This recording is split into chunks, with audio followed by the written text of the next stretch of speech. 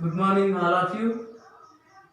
ఈరోజు fifth year గ్రూప్లో చూసినట్లయితే సెకండ్ పార్ట్, ఫస్ట్ పార్ట్లో చూసినట్లయితే సాధారణ ధర్మాలని చూడడం జరిగింది. వాటిలో సాధారణ ధర్మాల్లో ఫస్ట్ వన్ చూసినట్లయితే భౌతిక స్థితి, సెకండ్ వన్ పరమాణు వ్యాసార్థం, మూడోది లో స్వభావము లేదా అలో స్వభావము, నెక్స్ట్ వన్ రుణ విద్యుతాత్మకత, అయనీకరణ శక్తి మరియు మిగిలినవి చూసినట్లయితే రూపాంతరత. ఇవి సాధారణ ధర్మాల్లో చూసినాం. ఇప్పుడు ఫిఫ్త్ ఇయర్ గ్రూప్ మూలకాల్లో చూసినట్లయితే సాధారణ ధర్మాల్లో మిగిలినది రూపాంతరత. ఈ రూపాంతరత అంటే ఏదైనా ఒక మూలకం అనేది చూసినట్లయితే అనేక భౌతిక ధర్మాలని విభేదిస్తూ లేదా అనేక భౌతిక ధర్మాలని కలిగి ఉంటూ ఒకే రసాయన ధర్మాన్ని కలిగి ఉంటే దాన్ని ఏమంటామనంటే రూపాంతరత అంటాం. ఫర్ ఎగ్జాంపుల్ చూసినట్లయితే ఫిఫ్త్ ఇయర్ గ్రూప్ మూలకాలు నైట్రోజన్ ఉన్నది, ఫాస్ఫరస్ ఉన్నది, ఆర్సెనిక్, యాంటిమోనీ, బిస్మత్ వేరు వేరు మూలకాలు. అనేక భౌతిక ధర్మాలు నైట్రోజన్ ఫాస్ఫరస్లు రెండు అలోహాలు, ఆర్సెనిక్ యాంటిమోనీ రెండు అర్ధలోహాలు, బిస్మత్ అనేది లోహం. ఉన్న మూలకాలు చూసినట్లయితే అనేక భౌతిక ధర్మాలను విభేదిస్తుంది. ఒకటి లోకము, మరొకటి అలోకం, మిగిలినవి అర్ధలోహాలు. అంటే అనేక భౌతిక ధర్మాలు మరియు ఒకే రసాయన ధర్మాన్ని కలిగి ఉండాలి. అంటే అన్ని మూలకాల యొక్క బాహ్య కక్షలో చూసినట్లయితే NH2, నెక్స్ట్ 1 NP3 ఒకే రసాయన ధర్మాన్ని కలిగి ఉంటాయి.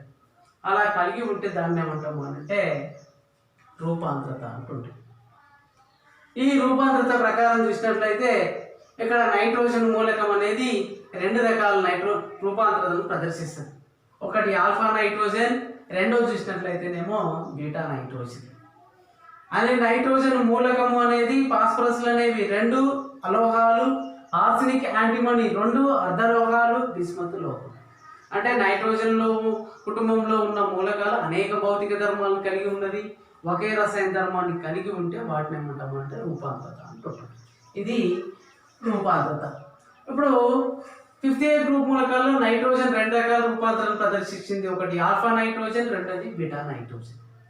ఆల్ఫా నైట్రోజన్ అనేదేమో ఘనస్ఫటికాకృతిని కలిగి ఉంటుంది, బీటా నైట్రోజన్ అనేదేమో షట్కోణీయ స్ఫటికాకృతిని కలిగి ఉంటుంది.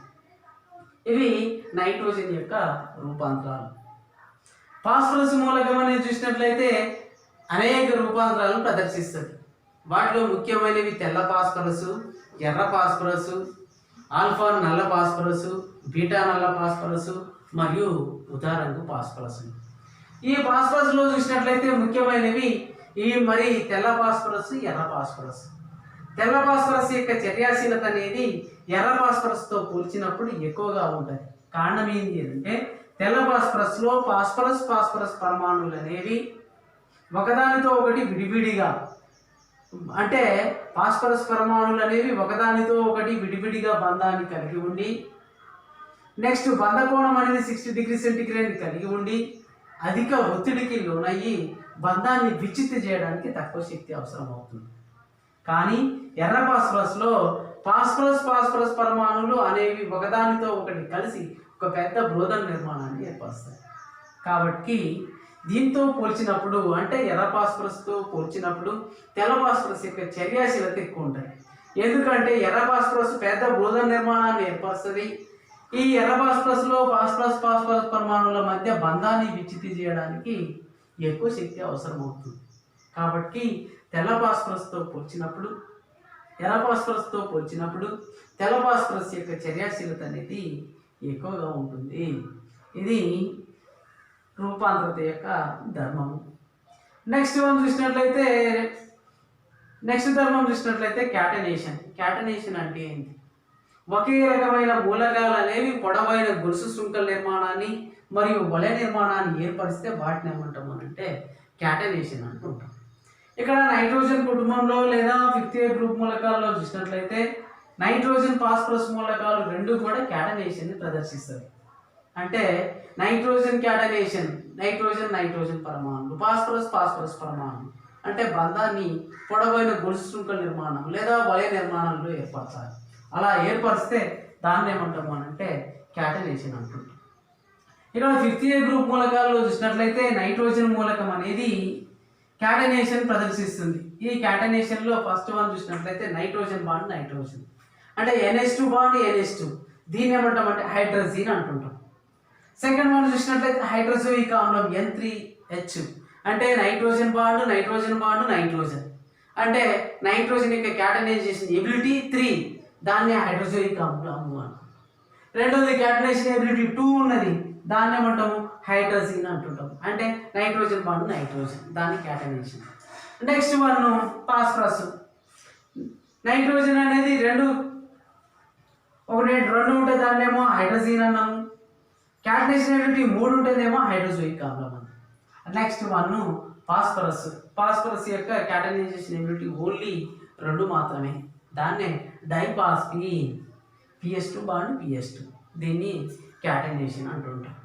నెక్స్ట్ వన్ చూసినట్లయితే మిగిలిన ధర్మము ఏంటి అని అంటే ఆక్సీకరణ సంఖ్యలు.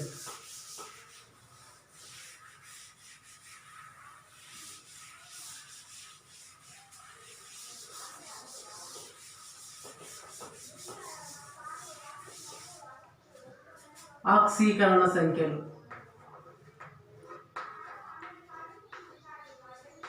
ఆక్సీకరణ స్థితులు. ఇక్కడ 5th A గ్రూప్ మూలకాలు అనేవి చూసినట్లయితే 5th A గ్రూప్ మూలకాల యొక్క ఆక్సీకరణ సంఖ్యలు అనేవి చూసినట్లయితే -3, +3, +5 యొక్క ఆక్సీకరణ సంఖ్యను ప్రదర్శిస్తుంది. ఇక్కడ ఏది అంటే ప్రతి గ్రూప్లో మూలకాలు అనేవి చూసినట్లయితే భిన్న ఆక్సీకరణ సంఖ్యను ప్రదర్శిస్తాయి. ఇక్కడ 5th A గ్రూప్ మూలకాలు లేదా నైట్రోజన్ కుటుంబంలో చూసినట్లయితే నైట్రోజన్ మూలకము, ఫాస్ఫరస్లు, ఆర్సెనిక్, యాంటిమోని మరియు బిస్మత్, ఈ మూలకాలు అనేవి చూసినట్లయితే భిన్న ఆక్సీకరణ సంఖ్యను ప్రదర్శిస్తాయి.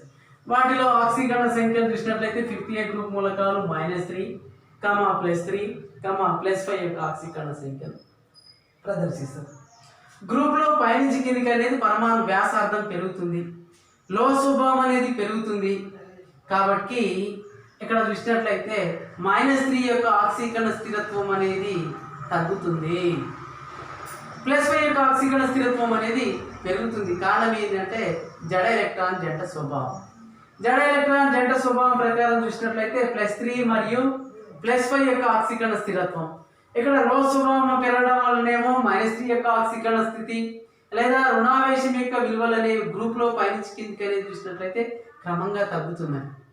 రుణావేశం తగ్గడం వల్ల -3 యొక్క ఆక్సీకరణ స్థిరత్వం తగ్గుతుంది, +3 యొక్క ఆక్సీకరణ స్థిరత్వం అనేది పెరుగుతుంది.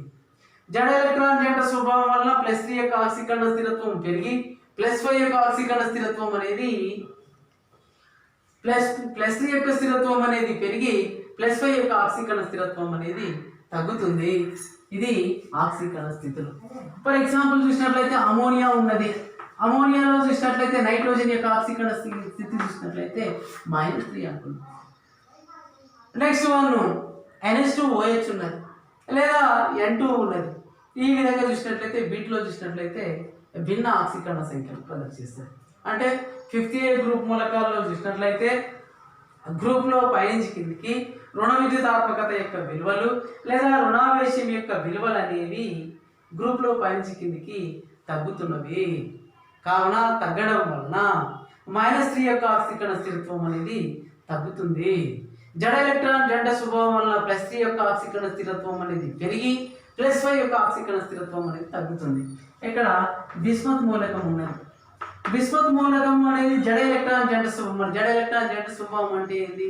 బాహ్య కక్షలో ఉన్న NH2 ఎలక్ట్రాన్, ఇక్కడ S ఆర్బిటాల్లో 2 ఎలక్ట్రాన్లు ఉన్నవి. ఈ 2 ఎలక్ట్రాన్లు అనేవి బంధాన్ని ఫామ్ చేస్తాయి, కాకుండా బంధాన్ని ఫామ్ చేయకుండా వ్యతిరేకిస్తాయి. బంధాన్ని ఏర్పరచకుండా వ్యతిరేకించే స్వభావాన్ని ఏమంటామంటే జడ ఎలక్ట్రాన్ జంట స్వభావం అంటాం. కాబట్టి బిస్మత్ మూలకం అనేది +3 యొక్క ఆక్సీకరణ స్థిరత్వాన్ని ప్రదర్శిస్తుంది, కానీ +5 యొక్క ఆక్సీకరణ స్థిరత్వము ప్రదర్శించదు. అదే ఇక్కడ ఆక్సీకరణ సంఖ్య తెలియజేస్తుంది.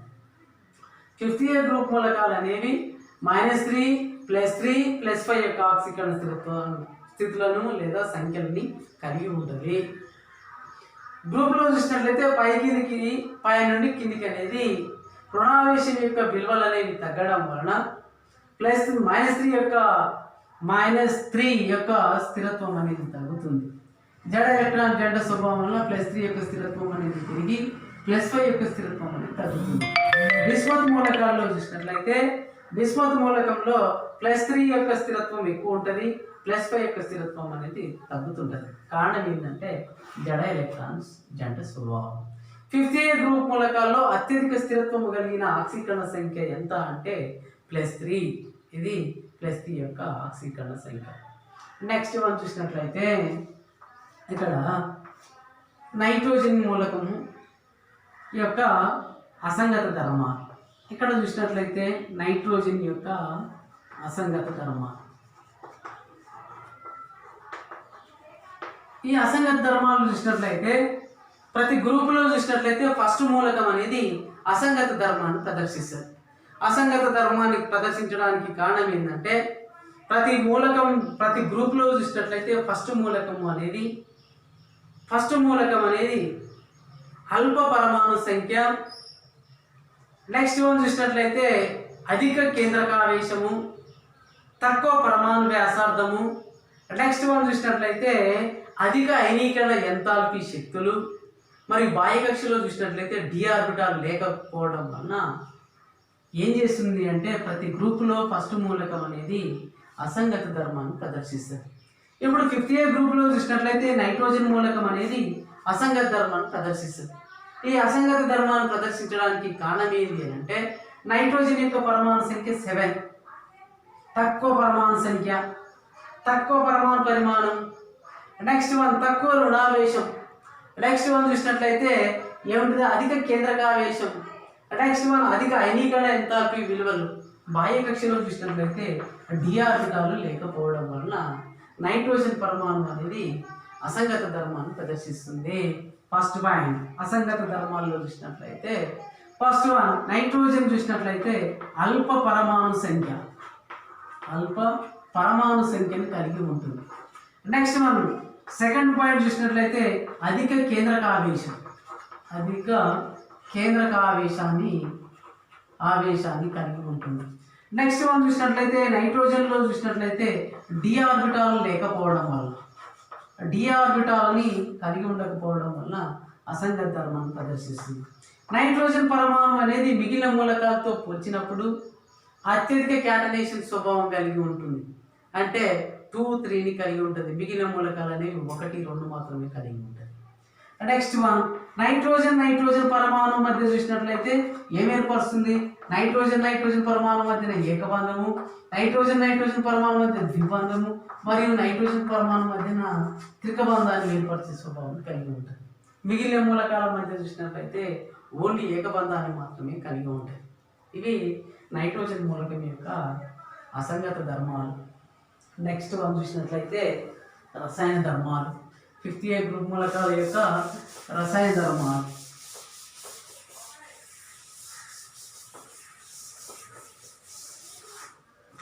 ఇక్కడ నెక్స్ట్ వన్ రసాయన ధర్మాలు. రసాయన ధర్మాల్లో ఫస్ట్ వన్ హైడ్రోజన్తో చర్య.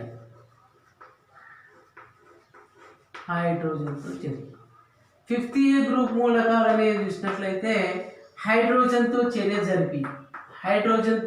జరిపి ఏ ఫార్ములా గల హైడ్రైడ్ ఏర్పరుస్తాయంటే ES3 ఫార్ములా గల హైడ్రైడ్ని ఏర్పరుస్తుంది. ఇక్కడ ఈ అనేది ఏంటి అంటే 5th గ్రూప్ మూలకాలు నైట్రోజన్, ఫాస్ఫరస్, ఆర్సెనిక్, యాంటిమనీ మరియు బిస్మత్ మూలకాలు. ఇవి ఏర్పరిచే హైడ్రైడ్స్. ఫర్ ఎగ్జాంపుల్ నైట్రోజన్ అనేది హైడ్రోజన్తో చర్య జరిపి NH3 ఫార్ములా గల హైడ్రైడ్ని ఏర్పరుస్తుంది. దీన్ని ఏమంటాము అని అంటే అమోనియా అంటుంది.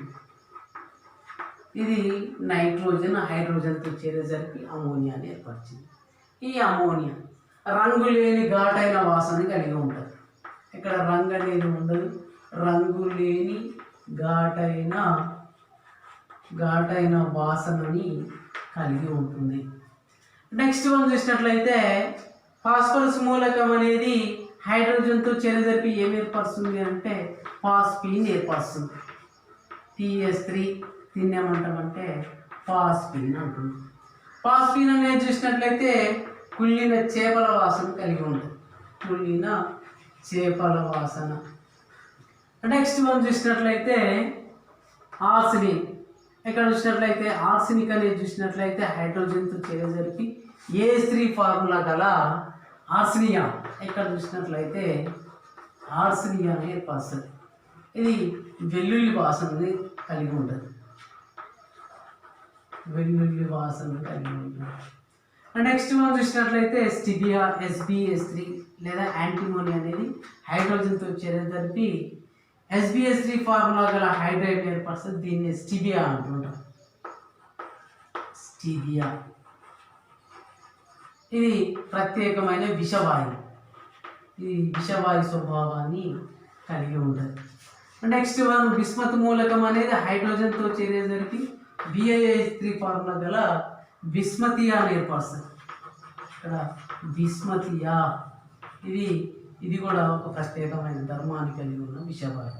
అంటే 50A గ్రూప్ మూలకాలు అనేవి హైడ్రోజన్తో చేరేసరికి EH3 ఫార్ములా గల హైడ్రైడ్ ఏర్పడుతుంది. వాటిలో చూసినట్లయితే నైట్రోజన్ అనేది హైడ్రోజన్తో చేరేసరికి అమోనియాని ఏర్పరిచింది. ఇది ఒక రకమైన హైడ్రైడ్, దాన్ని అమోనియా అంటారు. ఈ అమోనియా అనేది ఏ ధర్మాన్ని కలిగి ఉంటుందంటే రంగు లేని ఘాటైన వాసన కలిగి ఉంటుంది. ఫాస్ఫరస్ మూలకం అనేది చూసినట్లయితే హైడ్రోజన్తో చేరేసరికి పాస్పిన్ ఏర్పరుస్తుంది. ఈ పాస్పిన్ అనేది కుళ్ళిన చేపల వాసన కలిగి ఉంటుంది. Next one arsine. ఈ ఆర్సిన్ అనేది ACH3 ఫార్ములా గల హైడ్రైడ్. ఇది వెల్లుల్లి వాసన. నెక్స్ట్ వన్ యాంటిమోని లేదా స్టిబియా అంటాం. ఈ స్టిబియా అనేది ఏంది ప్రత్యేకమైన విషవాయువుని కలిగి ఉంటుంది. బిస్మతియా స్టిబియా రెండు కూడా ప్రత్యేకమైన విషవాయువుని కలిగి ఉంటాయి. వీటి యొక్క స్థిరత్వం అనేది చూసినట్లయితే గ్రూప్లో పైనుంచి కిందికి అనేది పరమాణు వ్యాసార్థం పెరుగుతుంది, బంధశక్తి అనేది తగ్గుతుంది. కాబట్టి పరమాణు వ్యాసార్థం పెరగడం వల్ల హైడ్రైడ్ యొక్క స్థిరత్వం అనేది గ్రూప్లో పైనుంచి కిందికి క్రమంగా తగ్గుతుంది. ఇది స్థిరత్వ క్రమం. NH3 is greater than PH3 is greater than ASH3 is greater than SbS3 greater than BiH3. ఇది హైడ్రైడ్ యొక్క స్థిరత్వ క్రమం. గ్రూప్లో పైనుంచి కిందికి అనేది చూసినట్లయితే పరమాణు వ్యాసార్థం పెరగడం వలన బంధశక్తి అనేది తగ్గుతుంది. కాబట్టి స్థిరత్వ క్రమం అనేది క్రమంగా గ్రూప్లో పైనుంచి కిందికి అనేది తగ్గుతుంది. నెక్స్ట్ మనం చూసినట్లయితే క్షయకరణ స్వభావం. క్షయకరణ స్వభావం చూసినట్లయితే ఈ క్షయకరణ స్వభావం అనేది హైడ్రైడ్ యొక్క స్థిరత్వ క్రమానికి వ్యతిరేకంగా ఉంటుంది. గ్రూప్లో పైనుంచి కిందికి లో స్వభావం పెరుగుతుంది. స్థిరత్వ క్రమం తగ్గడం వల్ల క్షయకరణ సామర్థ్యం అనేది పెరుగుతుంది. అంటే దీనికి ఆర్డర్ అనేది చూసినట్లయితే ఆపోజిట్ ఉంటుంది. NH3 is less than PH3 is less than ASH3 is less than SbS3 is less than BiH3. ఇది క్షయకరణ సామర్థ్యం. నెక్స్ట్ మనం చూసినట్లయితే ఆక్సిజన్తో చర్య. మిగిలిన మూలకాలు అనేవి చూసినట్లయితే అంటే 50A గ్రూప్ మూలకాలు హైడ్రోజన్తో చర్య జరిపినవి. నెక్స్ట్ వన్ ఆక్సిజన్తో చర్య అంటున్నాం. ఇక్కడ నెక్స్ట్ వన్ ఆక్సిజన్తో చర్య.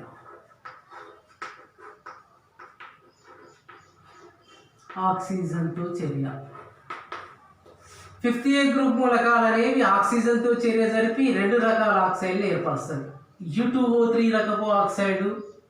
నెక్స్ట్ వన్ చూసినట్లయితే U2O5 రకపు ఆక్సైడ్. రెండు రకాల ఆక్సైడ్లు ఏర్పరుస్తుంది. అంటే U2O3 రకపు ఆక్సైడ్లను ఏమంటాము అని అంటే ట్రై ఆక్సైడ్స్ అంటాం. నెక్స్ట్ వన్ U2O5 ఏమంటాము అని అంటే పెంటా ఆక్సైడ్స్ అంటాం. ఫర్ ఎగ్జాంపుల్ చూసినట్లయితే ఇక్కడ 50A గ్రూప్ మూలకాలు నైట్రోజన్ N2O3 దీన్ని ఏమంటామంటే నైట్రోజన్ ట్రైఆక్సైడ్. ఇది ట్రైఆక్సైడ్కి సంబంధించింది. నెక్స్ట్ వన్ N2O5 ఇది ఏంటి అంటే పెంటా ఆక్సైడ్. ఇక్కడ చూసినట్లయితే పెంటా అంటే 5, ట్రై అంటేనేమో 3. కాబట్టి 50A గ్రూప్ మూలకాల్లో nitrogen, phosphorus, arsenic, antimony, bismuth మూలకం అనేది ఆక్సిజన్తో చర్య జరిపి రెండు రకాల ఆక్సైడ్లు ఏర్పరుస్తుంది. వాటిని ట్రైఆక్సైడ్స్ మరియు పెంటాక్సైడ్. నైట్రోజన్ మూలకం అనేది ట్రైఆక్సైడ్ N2O3 మరి ఫాస్ఫరస్ నైట్రోజన్ యొక్క పెంటాక్సైడ్ అనేది N2O5, దీన్నే పెంటాక్సైడ్స్ అంటున్నాం. అదే phosphorus trioxide P2O3, next one phosphorus pentoxide P2O5 అంటున్నాం. ఫాస్ఫరస్ పరమాణు అనేది చూసినట్లయితే చతుర్పరమాణుకతం కలిగి ఉంటుంది, P4 అంటున్నాం. కాబట్టి ఇలా రాసేటప్పుడు దీన్ని P4O6 అంటున్నాం, దీన్నే ఫాస్ఫరస్ ట్రైఆక్సైడ్. నెక్స్ట్ మనం ఇక్కడ చూసినట్లయితేనేమో ఫాస్ఫరస్ పెంటాక్సైడ్ P4O10, ఇది పెంటాక్సైడ్ రూపంలో ఈ విధంగా రాస్తాం. ఇవి 5th గ్రూప్ మూలకాలు ట్రైఆక్సైడ్ అని మరియు పెంటాక్సైడ్ అని ఏర్పరుస్తుంది. నెక్స్ట్ మనం చూసినట్లయితే హాలోజన్లతో చర్య. హాలోజన్లు అని అంటే 7th గ్రూప్ మూలకాలు. ఈ 7th గ్రూప్ మూలకాలను ఏమంటామంటే హాలోజన్స్ అంటున్నాం. 7th గ్రూప్ మూలకాలని హాలోజన్. హాలోజన్ ఈజ్ ఈక్వల్ ఏంటి అంటే ఫ్లోరిన్, క్లోరిన్, బ్రోమిన్, అయోడిన్ మరియు ఆస్టటిన్ చూసినట్లయితే ఏమంటాము 7th గ్రూప్ మూలకాలు.